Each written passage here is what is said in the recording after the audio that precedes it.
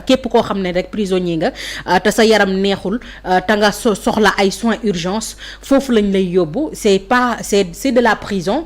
mais c'est pas comme de la prison comme nu mu tuddati à Rebeuss ou bien d'autres boo fa demee ay néegu hôpital la yoo xamante ne les gens c'est là-bas qu'ils dorment c'est là-bas qu'ils discutent am nañ benn ëtt boo xam ne mun nañ cee dox ak lu ci jëm moom pour l'instant foofu la nekkoon bee passé waxoon nañ ne yóbbu nañ ko en urgence fa nga xam ne moom mooy principal mais delluwaat na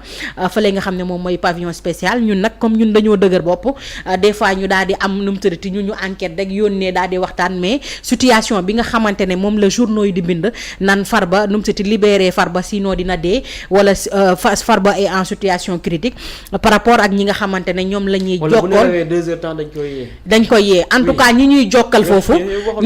foofu waxuñu situation bi ñuy décrire fi nga xam ne moom mooy presse bi du situation boobu ñoom moom lañ ñuy décrire parce qu'il paraît que ne day julli normalement day waxtaan normalement il parle avec sa famille il reçoit nu mu tëdd ses visites alors derrière quand on nous dit que c'est une personne boo xamante ne boo gisee ni ñu koy décrire ci presse bi presque 11 wala 12 presse saa suñu waxee waxu Farba da nga gis revue de presse yu bëri presque 11 revues wala 15 revues di leen xëy wax ñu feebaru Farba ni ñu koy décrire naan am na sax ku ci ne la mort imminente de Farba Ngom ni ñu koy décrire ça n'a rien à voir aujourd'hui que nous quand on essaye de faire des investigations pour voir réellement comment Farba se porte fële nga xamante ne moom mooy pavillon spécial moo tax je ne sais pas si c'est de l'exagération derrière on ne peut pas juger parce que les uns disent ceci et les autres en disent d'autres franchement jàkkaarloo ñoo ngi moom pour xam lu xew mais en tout cas situation Farba Ngom foofu la toll ba xam dina demam du dem mais yàlla na ko yàlla may gudd fan ak wér ndax Farba ñun dañ koo soxla ndax Farba dafa nekk benn sentinelle benn tunnel boo xamante ne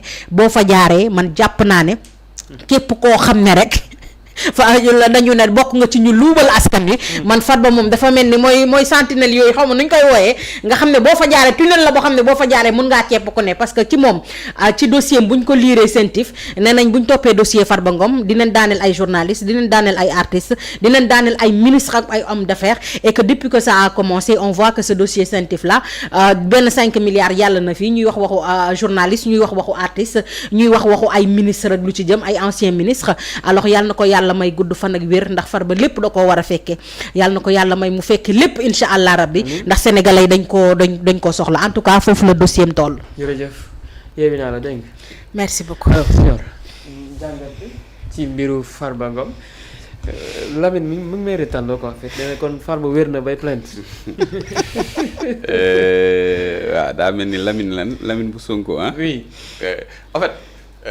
maa ngi nuyu Abi Samba Ndiaye ki ñuy wax Abi Samba Ndiaye maa ngi gis ne day def ay kër yu bëri nga ca Paris oui. waaw ca Paris la ne Abi maa ngi lay nuyu bu ma ñëwee ca Paris naa la nuyu ku baax nga en fait man mbiru Farba xam na moo ma jaaxal Alburax yow dañ ñu ne Farba dafa feebar que ne dafa porteur de maladie incompatible avec la rigueur carcérale wax nañu sax ay feebar yu grave ay tension hypertension AVC wax nañ façon combo bu grave boo xalaat rek war nañu ko ne ñi Farba ci situation boobu la nekk. ñu dem def expertise médicale bi confirmé ne que li ñuy wax dëgg la. que Farba situation compatible ak ku nekk war a nekk kaso. juge bi demandait une contre-expertise. Et effectivement la contre-expertise a dit presque pareil si lañ jëlee décision ne nañ ko yóbbu fële nga xamante ne moo di pavillon spécial. mais pavillon spécial donte kaso lañ koy considérer parce que da ngay am garde mais hôpital la biir principal la nekk. fi ñu ko yóbbu woon ñu ne non ñoom bëgguñu ñu yóbbu leen pavillon spécial nañ ko génne leen bëgg. demandé waat la chambre d'accusation demandé à ce que Farba nañ ko jëlee ci pavillon spécial yóbbu ko dans des hôpitaux spécialisés parce que jàpp nañ ne xëy na peut-être ñoom ñoo gën a am jumtukaay pour mun toppatoo ci kaaw yu gën a doy waaree nii donte lu jaaxal nit ñi la parce que ni comme ni ko lay maane di waxee effectivement ñi mu nekk ndool ci kaso bi ne ñu gisuñu liñ leen di décrire nii comme ay film. Bon bref la chambre d'accusation du pôle judiciaire plutôt a demandé qu'il soit transféré dans un centre hospitalier mais Farba moo demandé waat moom moo defaat appel Cour suprême pour nañ ko buñ ko yóbbu hôpital. nañ ko demander pour ñu nañ ko loolu décision boobu moom dafa defaat appel pour nañ ko jox rek tout simplement liberté provisoire mu dem këram yow dañ la demal hôpital nga ne demoo hôpital sa kër nga jëm est-ce que comprendre nga. c'est-à-dire décision bi mujj bi nga xamante ne chambre d'accusation bi pôle judiciaire financier décidé mooy que ne dootuñu ko jëlee ci pavillon spécial yow jëlee nañ la kaso xam nga moom actuellement il est au pavillon spécial. ñu jëlee ko pavillon spécial ne nañ ko yóbbu ci hôpital yi ñu faj ko nee na moom bëggul loolu këram la liberté provisoire la bëgg maam mu dem këram kooku est-ce que dafa feebar man je me pose la question sincèrement quoi parce que nee nañ tamit ay wax bu defee tamit noppi ko dégg wér na wér yow juge bi nee na nañ la yóbbu hôpital nga ne non nga def appel contre cette décision cette dernière décision nga tu te pourvois en cassation dem ba Cour suprême pour nañ la may tout simplement liberté provisoire nga mën a dem sa kër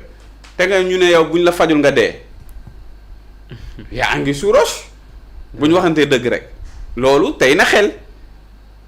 man ma jàpp ne rek Farba c'est quelqu'un boo xam ne il s'est enrichi je dirais pas de façon truc wala yooyu mais en tout cas xaalis bi bari na ba moom jaral na ko lu ne pour mu am liberté waaw organiser na fi marche Paris Hollande fële ca laaxee Fuuta fépp moom daal li ngi def lépp ngir ñu jële ko ci kaso bi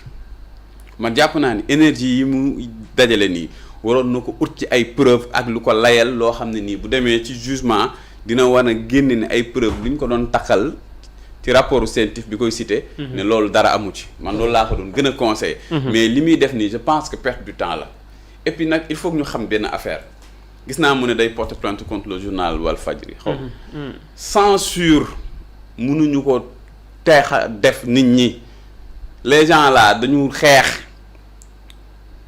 jàkkaarloo Macky Sall et son régime jël ci ay risques yu mag di wax li ñu xalaat ak li ñu gëm ak li ñu am comme information ci dëkk bi c'est pas aujourd'hui qu'on va arrêter de le faire bu fekkee ñoom dañu jàpp ne bu ñu planter nit ñi dañuy ragal wala dootuñu wax ci ay mbiram lépp lu ñu fi am comme information dañ koy génne Farba Ngom c'est pas Meïssa Babou économiste qui l'a accusé c'est la cellule nationale de traitement des informations financières oui. moom moo def enquête épinglé ko loolu mooy wax ji très bien moom bu amee ku muy waxal juge bi la je pense ak li nga xamante ne ñoom ñoo ko épinglé mais pas ngay jéem a accuser des journaux yooyu noonu di wax li ñu lay accuser jéemal nga indi ci ay preuves mais yow tu ne parles jamais du dossier quand même maître Doudou Ndoye ak ay avocats yooyu mos ngeen toog ñu la dossier Farba Ngom bi lu ñuy wax ay nañ bàyyi mu sedd bu ñu ko laalee dëkk bi dina yëngoog dëkk bi lu bëri dina non loolu ay waxi jaaxaan la nañu bu ñu fekkee am nañ ay preuves nañ ko indi devant le juge gis ngeen fii Mansour Faye lu mu fi yàqul Ousmane Sonko ak waa Pastef fii amul bi mu demee ci juge bi layal indi ay contestation sérieuse dama ni ko dañ ni ko demal nga ñibbi Mbagnick Diop suus CENTIF moo ko épinglé bi ñu demee indi contestation sérieuse juge bi daf ni ko demal nga ñibbi tant d'autres Maodo Malick Mbaye mais Farba il représente quoi dans ce pays là ba bu amee ay contestation sérieuse yu leer duñ ko bàyyi mu ñibbi bu ñu ko téyee ba léegi nii c'est parce que il n'a pas su apporter des éléments yoo xam ne nii mën na convaincre le juge en réalité c'est ça la vérité mu ngi ko bëgg a layalee lépp ci wér-gu-yaramam nee nañ la yóbbu hôpital nga ne bëggoo dem hôpital sa kër nga bëgg a dem après nag nga bëgg a taxaw ne da ngay porter plainte bëggatoo ko wax ci dossier bi alors que yow yaa ngi fay ay nit chaque jour à longueur de journée ñuy def ay une ci dossier bi di ko politiser naan da ngaa war a génn nag boo génnul dëkk bi day tàkk ak Fuuta dañuy marche ak suba ñu xëy ne bu ñu la génnewul nga dee waxal sa nit ñooñu nañ arrêté